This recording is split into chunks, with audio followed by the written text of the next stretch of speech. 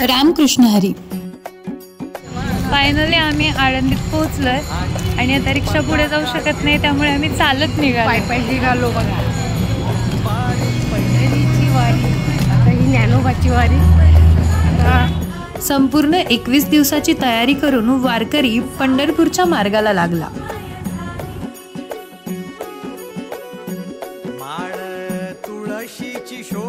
वाटेतली ही विठू माऊलीची मूर्ती फार लोभक होती, सगळ्यांचे लक्ष अगदी वेधून घेत होती।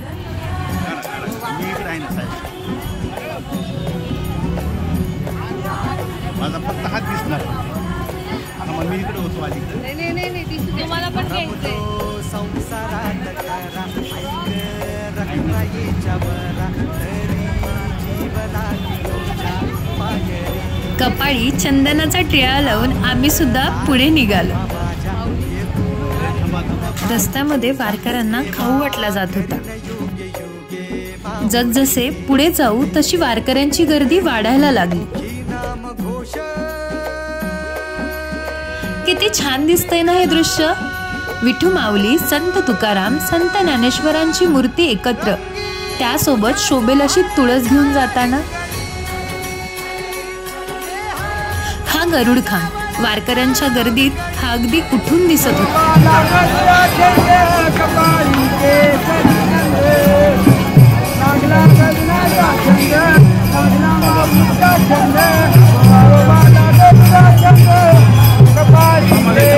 खरंच कसा असेल ना या विठोबाचा छंद। एवढे सगळे वारकरी पायी जायला निघालेत ते। हे माझे वडील, हे सुद्धा पायी वारीला जातात। आजपर्यंत माझ्या घरात कोणी ना कोणीतरी प्रत्येक पिढीत हा पायी वारी करतो। पप्पांना भेटून झाल्यानंतर आम्ही इंद्रायणी नदीच्या दिशेने निघालो। प्रस्थानाच्या दिवशी आपण आळंदीत आहोत याच गोष्टीचा आनंद आमच्या मम्मींच्या चेहऱ्यावरती मावत नव्हता।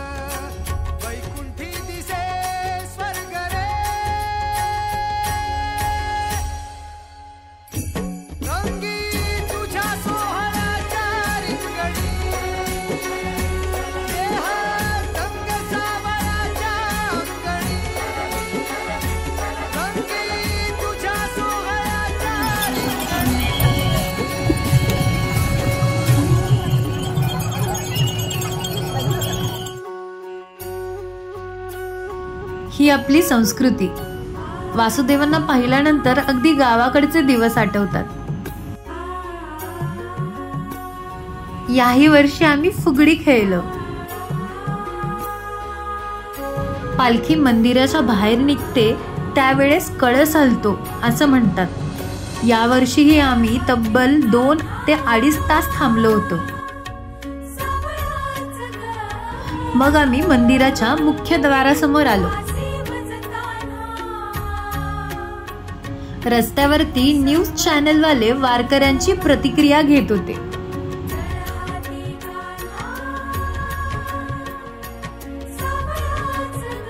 आता मला आणि मम्मींना वेध लागले होते ते पालखी दर्शनाचे, म्हणून आम्ही तर पळतच सुटलो होतो।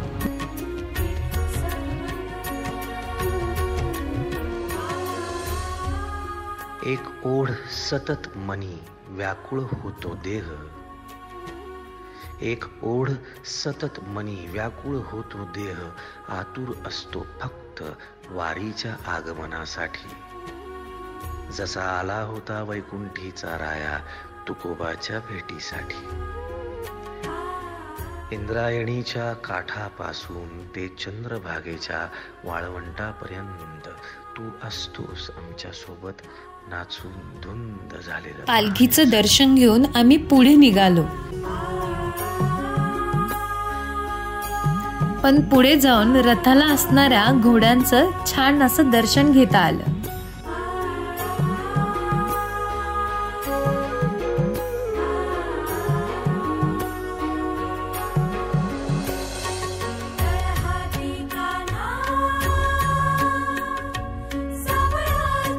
ज्ञानेश्वर माऊली मामांच्या घरी पोचताच आरती सुरू झाली होती।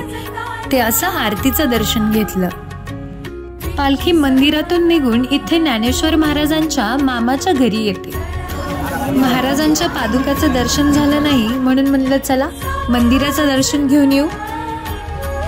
मंदिराची सजावट अगदी डोळ्यात टिपून घेण्यासारखी होती.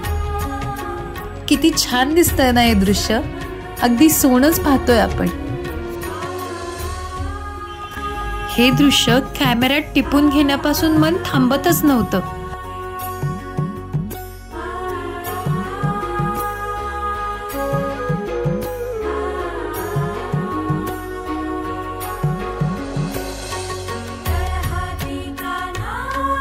पाना फुलांपासून तयार केलेली ही विठू माऊलीची मूर्ती छान दिसते ना फार.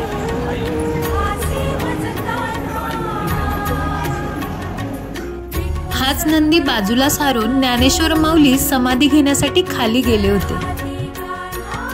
मंदिराचा कळस किती छान दिसतोय ना. विठुराया, सगळ्या वारकऱ्यांची वारी अगदी छान होते.